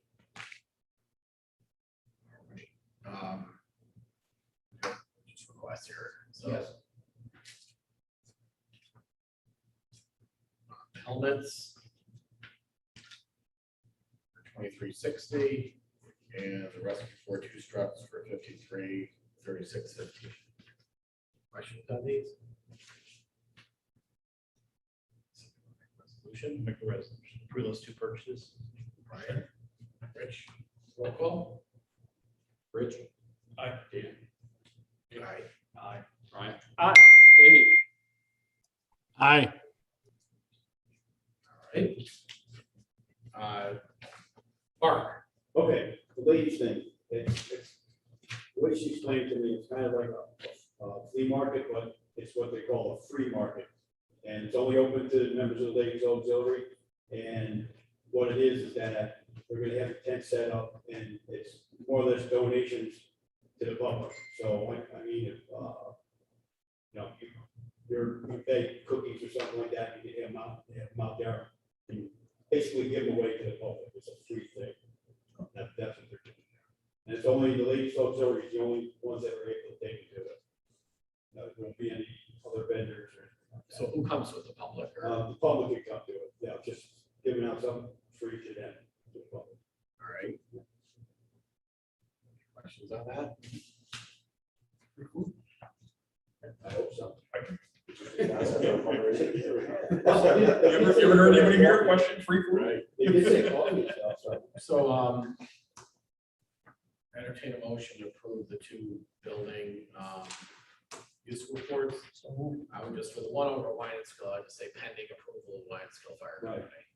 Yep. You guys comfortable with that? Yes. I'll send you guys an email out. All right. Made by Rich, second by Dan, all those in favor? Aye. Aye. Aye. All right, Mark, go ahead with your report. Okay, before I start spending money, I got the paperwork up today to Bob. Bob Boosted has been cleared by his doctor to come back and perform paramedic duties. So I wanted to make sure that you were aware of it. I told him he had to wait until you got your blessing tonight, saying that you're approving to come back. October 9th, over the town hall, they're having what they call a community day, where, you know, emergency services been taking, showcase fire prevention, health and safety, and like that. Like I said, October 9th from 11 a.m. to 3 p.m. Wanted to let you know that Winesville will participate in some of my mission. Go ahead and do that. This Saturday, the 18th at 5 p.m. We're holding the dedication for 427. Remember your John Boxman. Starting around 5 p.m. The dedication itself will probably only take about less than 15, 20 minutes. And we'll put food and stuff after that. So that's scheduled for this Saturday. The other thing is, we're getting ready to do the inspections on the fire apparatus. We'll be calling Molson to set that up. Waiting what his plans are yet. Like that. We're get our side going. I also need the information of the vendor that we use for purchasing boots. So that we got some members that we got to get a couple of boots replaced. Under warranty or under? No, these are just ones that are worn out. We got to get new boots for. So New York Fire Equipment, if you want to send, we'll connect afterward, get you set up. Perfect, thank you, Bob. Okay, and then for fire prevention, we're pretty much set. We're going to all the schools right now, with the exception of St. Jude's. Our fire prevention day is going to be on Wednesday, October 6th, and we'll be heading out probably around 8:30. And then the other thing that I have last is just a few purchases. Rapid deployment, I know Bob has been working on that. Looks like the 54, I think is a better one. So, Yeah, it's the Rescue 155. I sent it out to everybody as the board had requested to go out to get bids on that. We did. There's like brand A, brand B. Chief Littlefield replied, and he said, yeah, there's some differences, but all in all, he said either one would work. This one is a total of about $3,000, where the other one was $5,000. So I think there's a good savings, and I believe the state OFPC Yes. is also looking at that one. We're actually looking for several state fire that type. Right. So I talked to one of the guys from Special Ops Bureau that I happened to see on Saturday for the 9/11 details of that. And he said that while State Fire had a chance to use one, he had used one with another fire company. They were very pleased with it. They seemed rugged. The ASR one for the fire store. yes, Yeah. it's either, the reason why I said up to, ASR. Whatever it was. yeah, it's an ASR, it's 55 or something. I almost think that was the original vote, because the other one, the higher price one, I think was a newer model. Postal Kill's got the one's the higher price. yeah, right. Dan, the only reason I put up to $3,000 is there could be an availability problem for that. The lowest quote was the fire store, followed by Garrison, which really was off by like $100. So if for some reason the fire store said we can't get it and we're not going to get it for 9 months, a year, because I know a lot of companies are purchasing them, then we could fall back and go to the next vendor if we can get it sooner. All right. The other thing, Bob? couple of batteries. You got something, Dave? Yeah, the only question I remember that was asked by Chief Littlefield was this will fit the Scott bottles? I know, Yeah. the Yes, Okay. that's correct. yeah, from what I can see, it looks like the cheaper model actually had more handles for deploying it and stuff like that. And that was one of the benefits that we learned out in Syracuse. The only thing I don't want to ring in, I noticed that the fire store, it says FOB Coatesville, Pennsylvania. Right. I mean, you're on the hook for it once it leaves the point of origin. It's not FOB, it's not an FOB to free spill, so. Right. I don't know what the warranty is on that, but it's free shipping, but you bear the risk for it. Correct. And we may have a problem getting it just because also I know that they've been running low in stock. So that's why I put up to $3,000 that if we had to go to Garrison and purchase it at Garrison, we have a good relationship with them. That would make more sense. Would you agree with that? Yeah, I mean, I always leery when, I don't know what the, because there's a big slip beside of it, if it happened in transit, yeah, you're on the hook for it. Well, and we buy a lot of stuff from the fire store too. I mean, we have an accounts executive that we work with there. So it's not like buying it from Galls, Okay. But thank you for pointing that No, out. it's unusual to see that. Yeah. All right, Mark. EMS supplies, we just had a couple of batteries that went on. So we have to take it and replace it. Yes. The adapters and the two New York coach sets that left over, miscellaneous adapters and stuff that we need to complete 427. Search told we have a truck, even 426, we don't have those, that to take a switch when the truck was out of service, so. Looking at that, $2,500, Bob's been shopping, so I'm sure he's gonna get you better price. Then the last thing was when we had our chief meeting, the chief got together and we talked about the Knox boxes. And we're looking to get the 5 that we need to finish up the fleet. I'll take care of the, I think it's 2 here, 3 still, 3 line still.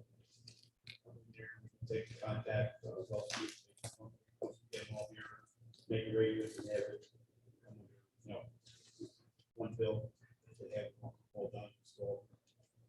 We just make arrangements to try and get that, so that's what we're going to take.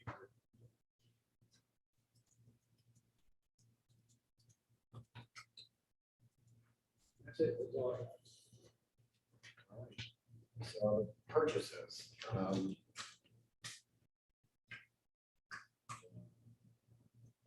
Up to 3,000. Batteries up to around 450. The equipment for 427, 2,500. And the Knox boxes, 4,415. The resolution approve those. Motion by Nick, second by Rich. Roll call. Rich, aye. Dan, Aye. Nick, Aye. Brian, aye. Dave. Aye. I just want to thank both chiefs because we kind of pushed you last month and said, look, we need this stuff was 7 or 10 days in advance. And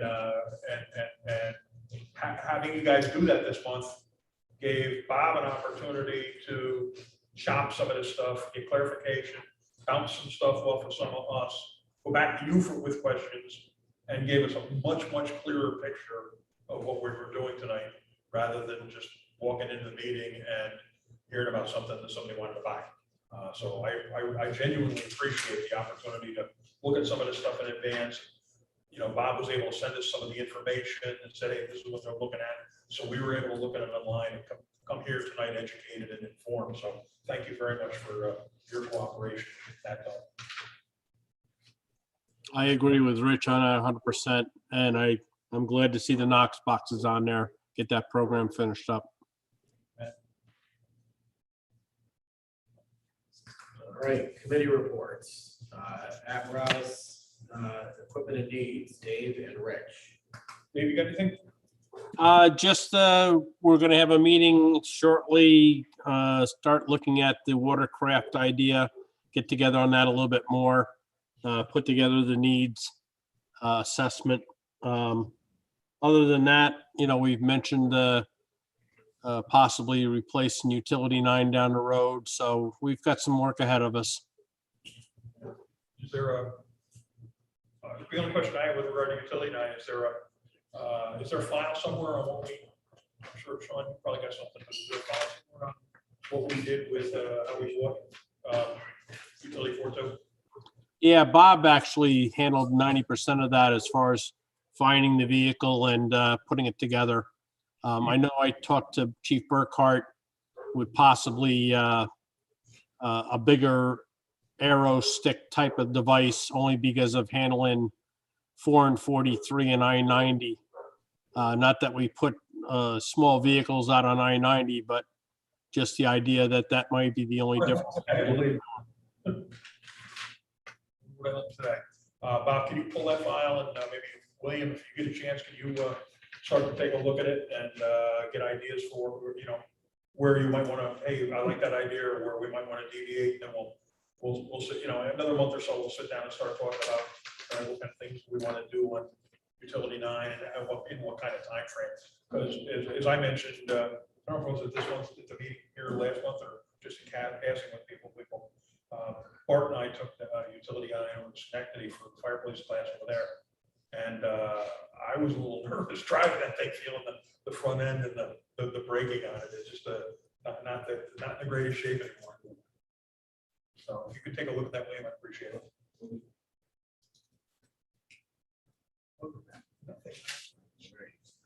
Well, I suppose I should report on truck 4 too.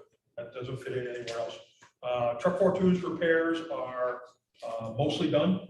The truck is it's been pump tested. It passed its pump test. They are sending that information back to us, which is a big deal. There are a couple minor things with regard to the pump that need to be fixed, a couple leaky valves, that kind of stuff, but we can make arrangements to get that done once it gets back here. So that was a big thing.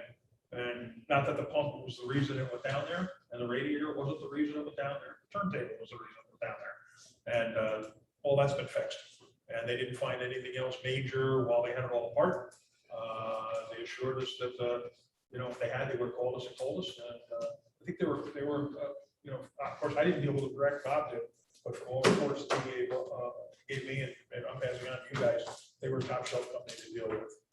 Even the guy that we were primarily dealing with initially, I guess is pretty sick with COVID. He hasn't back to work yet from what I'm following the email trails. And the person that stepped up and filled in is just as top shelf as the person that they replaced. So that was good to see. Rich, are they going to certify that? It's already done. It's already done now. They already certified it. The paperwork from aerial testing's on its way. Did you ever get an answer when that's coming back? Yep, I called Garrison on Monday, and Garrison is getting their drivers that they hire to do that. I was hoping I was going to hear something. I called them Friday, excuse me, today's Monday, I called them Friday. So should know this week when it's coming back. We can if the two chiefs you want to huddle, I'll huddle with the two of you after the meeting, and we can discuss when the truck comes back, what your plan, Mark, is for taking 426 out of service, and William, what we want to do as far as apparatus space allocation. So.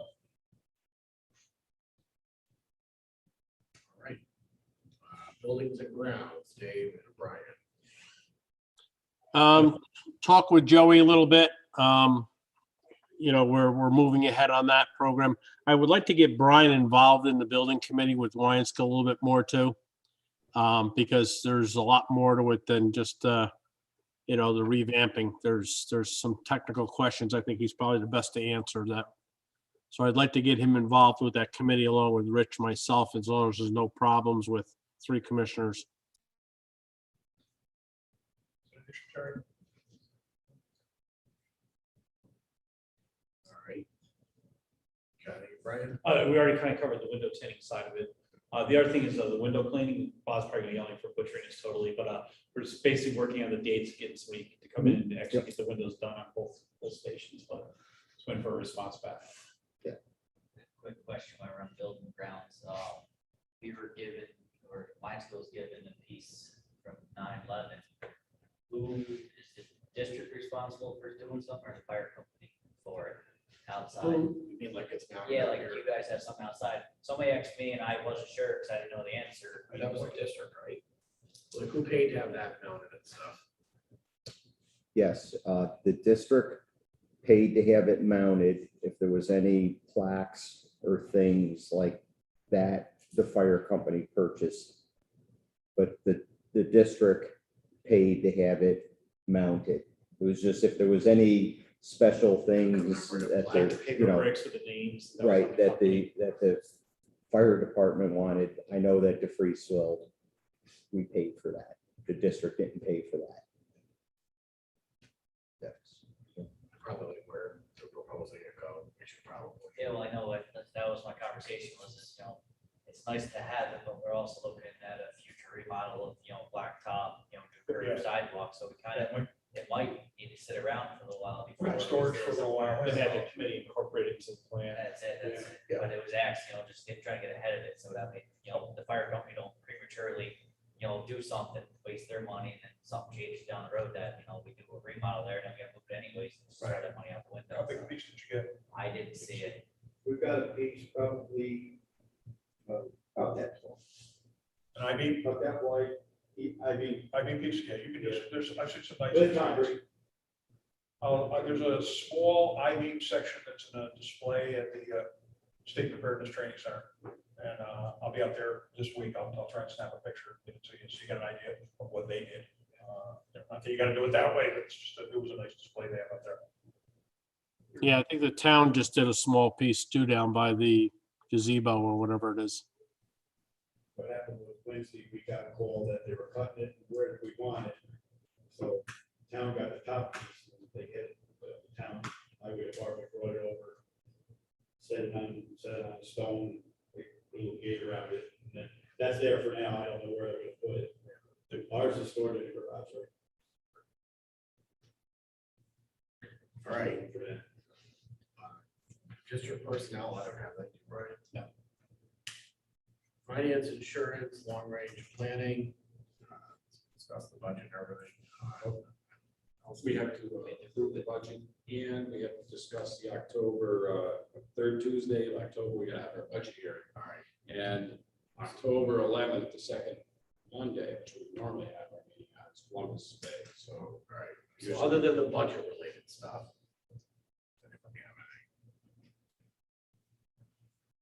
All right, so I'll entertain to further discuss the budget. Any more discussion on it? Entertain a resolution to approve the proposed budget or to adopt the proposed budget. Second by Brian, roll call. Rich. Aye. Dan. Aye. Nick. Aye. Brian. Aye. David. Aye.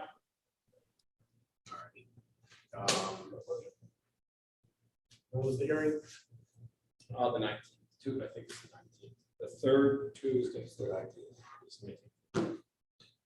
We don't all have to be here for that. I think Exactly. to keep it on. I'm on vacation from the 14th, and I will be back home till the 25th. Sometimes it's just even been Sean here, I guess that was. And I'm gonna be out of the country from the 10th until the 24th. So, As long as we know you can at least be here, Sean, that's really the minimum requirement, right? Yes. All right, does that work for you? Absolutely. All right, Placed myself. all right. Entertain a motion to, well, does that actually have to be a motion to? You're gonna have the hearing at the 19th, whatever time, so.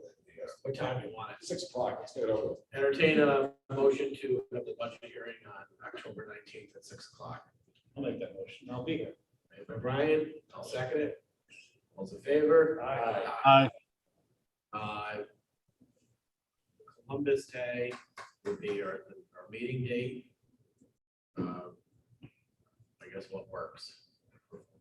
like I said, I'm out of town from the 10th to the 24th, so unless you go the first week or the last week, you don't have to do it around me. No, but we want to make sure we got at least 3 commissioners. And I'm not gonna zoom in from Aruba. I'll be in Florida from the 14th, to 20th. I'll be home from the 24th myself also.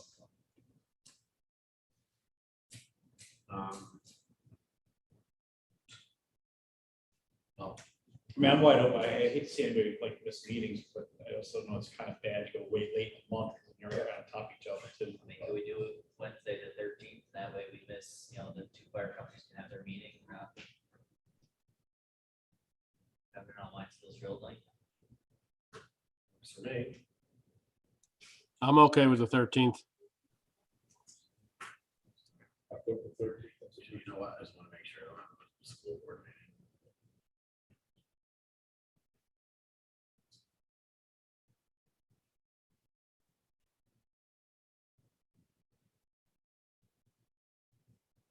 Sorry, 1 second here.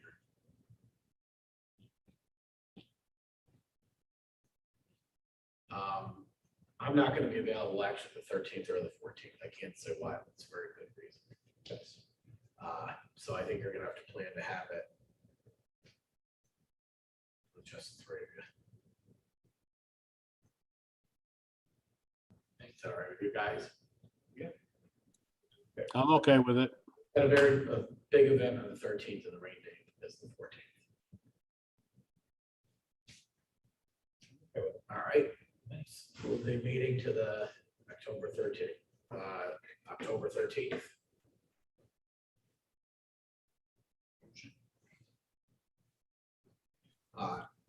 Made by Brian. Made by Nick. All those in favor? Aye. Aye. All right.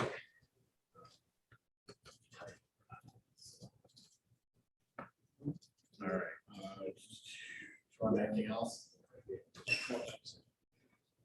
Policy procedures membership. Mark, we got that application for David Pierce, 541 Church Street. Can't get much closer to the firehouse than that. Looks like he was a member of West Sand Lake.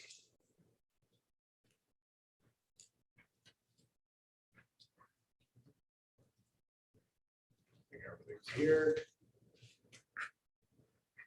Active firefighter. Look at this. All right, any questions?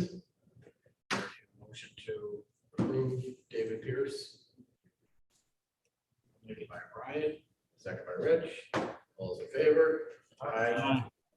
Aye.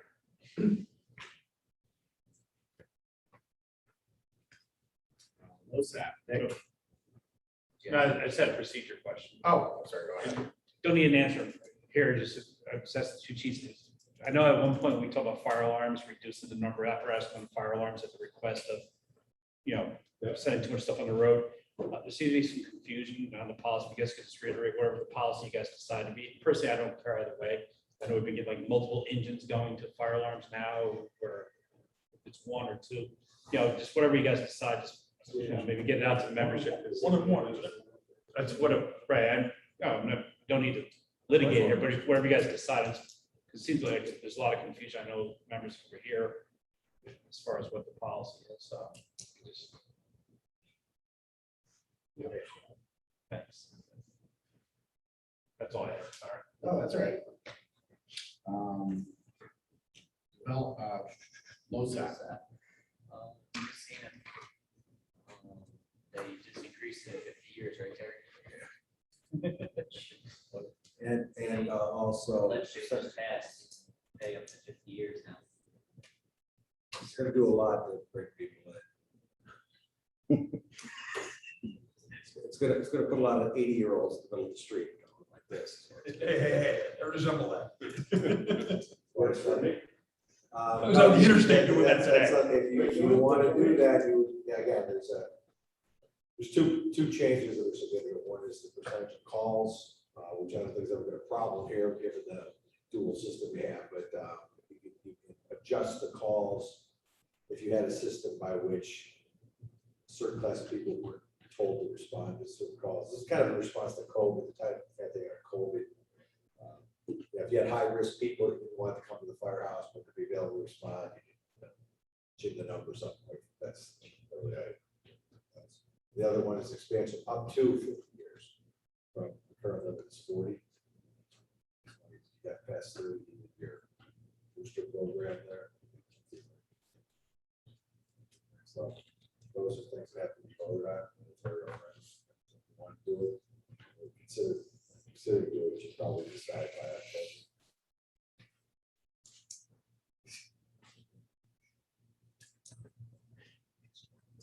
Well, with the defined contribution, it doesn't matter, but next, you Yeah, we have it maxing out anybody. As far as I understand. So, and with the defined contribution, it's at 700. You at 700 or 700. Okay. Yeah. You got something else that you could, is, you got up to 1,200 to do that. Just stuff I'm throwing out there for if you're gonna consider it, stuff that you'll need to do for budget workshop. And that's not valid budget workshop. Oh, sorry. Yeah, it is. That's all. Anything else? All right, special committees, business operations and technology. Where are we with the iPads? I ordered them. I ordered 6 of them from Apple. I'm not sure how long it's gonna take to get them because there is chip shortage. All right. Nick, anything else? All right. Development plan review, Ryan. Not too much. Mike Miner reached out from the town. I was talking to Chief Base a little bit about before the meeting started. They're looking for clarification of turning radiuses for the ladder truck. District sent a letter to them back in 2016, stating 79 feet for the turning radius. But it's confusing the developers. They gave me a diagram that they look at. They went to the E1 website for a ladder truck comparable size for truck 4.2. And the numbers that are on the E1 site for an average apparatus for that size is about half of what's in the letter we sent. So it's a different formula or what they're looking at. This is outside my forte. I'm not going to lie to you on this, but there's the developer, I guess, some project coming up where it's kind of critical that we give them the right number. If the developers say if they go by the 79-foot thing, we wouldn't even make it to a traffic circle in town. It wouldn't be able to turn anywhere. So I don't think the numbers that on the E1 website will give you about half of what we provide in the letter. So I'm not sure there's a formula, but if somebody with a little more knowledge than myself look at this, maybe get back to Mike Miner. A number of years ago, I got hired as a consultant by a developer who was building a large project in the town of Gilderland. And my role was to be the liaison between that developer and the fire district. And one of the things that I wound up having to do, because of a similar thing where they had information from the apparatus manufacturer that said, this is our turning radius. And, you know, the developer was looking at that and saying, you couldn't even take it down the interstate with a turning radius that wide. Exactly to your point that there were different formulas. And what I did to resolve it is I took the apparatus out in a big open parking lot one day and did a measurement on how tight a U-turn it could make. And gave that to the developer, and that's what we did to resolve it. We actually took the physical measurement of, you know, starting facing one direction, going out and making a hard U and coming back, how close were they? And that's what the developer actually needed.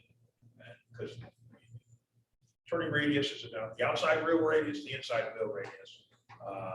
You know, and then you look at a truck like the old 9.7, the radius was one size going left and a different size going right because of the way that the wheels were crimped because of the front suction. So something we may get to a point where we have to physically do it. Or we may be at that point. I know there's a developer, I guess, waiting on this information for one of these fire access roads they're putting in.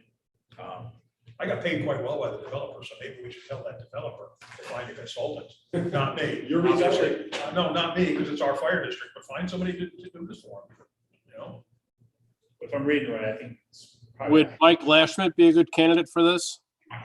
I would keep it out of town. That's why, you know, and basically, the developer knew me from a project he had done here in town, and he ran my name past the Gilderland people, and they say, yeah, we know French. We'd work with him, and that's how it was acceptable, so. But that's, you know, this, you know, town's waiting on a response from us on that. And speaking of chip shortages, I guess that's what's holding up the traffic lights at Cullen Farms. They were working again today. They put up a little post for they put up a little post today for the crosswalks. Yeah, they're waiting for the lights, but I guess the delay was computer chips. The only thing I got, and it's a development that's been talked about approved, but we went to a seal alarm on Hitley Road. And I can tell you the blueprints that Mark had in his hands are different than what they're building now. Because there's two roads and not one. It showed one road, two dead ends with circles on the end of them, and there's two roads going into the property. So I didn't know if we had somebody we could, if they at the town to contact, and if there's an updated plan that, you know, wasn't sent to us, or it was something prior to me being elected that, you know, but I did see Mark had the set of prints, one road in and two circles. I don't remember how many, but, you know, That's supposed to win with T went in and then T went down. went down and moved around, back out. I'm sure Mike Minor has the final approval from planning.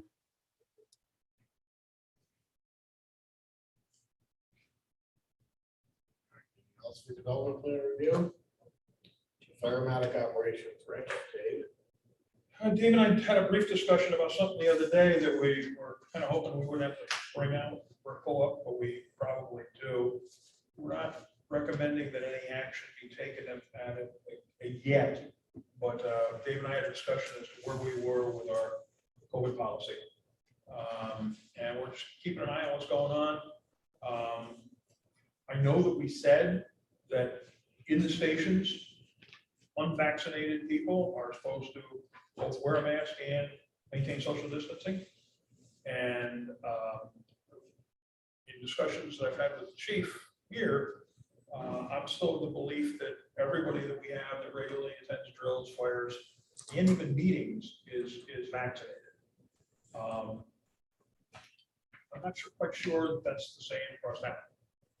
David's indicated to me that it probably isn't.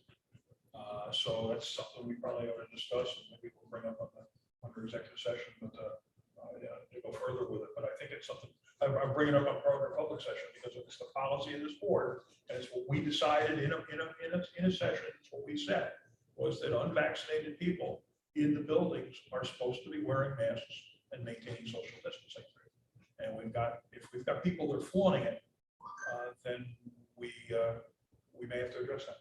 So I'll bring it up aggressively under executive session. All right. I don't know if David had anything else. Dave, anything else? Yeah, I have one thing. We were away out in Vegas when they had the barn fire in DeFreeseville. And when I got back, you know, did you hear about the accident or whatever it was? And I talked to William, and it was more of an operational item being broken on a chief's car or apparatus. Wasn't a big deal, but I think to follow our own policy that no matter what damage is done to a district vehicles, that it gets some type of report to us. It could be very minor, like the Union National Bank or the M&T Bank, where they clipped the ambulance light and broke it. But I think that has to be brought out every time there's damage done to the vehicles. I'll take that on me because William did call me and it did seem very minor. But I think the chief did his part, so I'll take that on my shoulders. William, can you just write a brief summary of what you told me, and in the future, we'll make sure we get that out to the. Yeah, it's just so that we know ahead of time, because like I said, we were out in. Okay, you make it's a fair comment. I just. Yeah, I'm not trying to make a big deal about it, but I think that it's just the right thing to do and following our own policy that we put place. I just want to make it clear that the chief did his job, and I. Yeah, no, I talked to William. We were fine. I just don't want it to get where we forget, because even when we were in Syracuse and that happened, we didn't know if the truck rolled over, and then we find out that we got a half-inch scratch. You know what I mean? Good practice. All right, public session. We got anything for public session? You want to go into executive session? Yes, I'd like to go into executive session and discuss Employment history. employment history In a and particular member. exactly. All right, made motion, need a second? Second. Ryan? All those in favor? Aye. Aye. If you guys take off that's fine. I'll catch up with both of you. We'll discuss, because I just want to have a discussion with you before the truck gets back, as to what we're gonna do. Or if you guys want to put your heads together with it and come up with it, just tell me. I'm good with We that gotta too. go over a couple things. Yeah. PJ, okay, thank you. Thank you, PJ. Good night.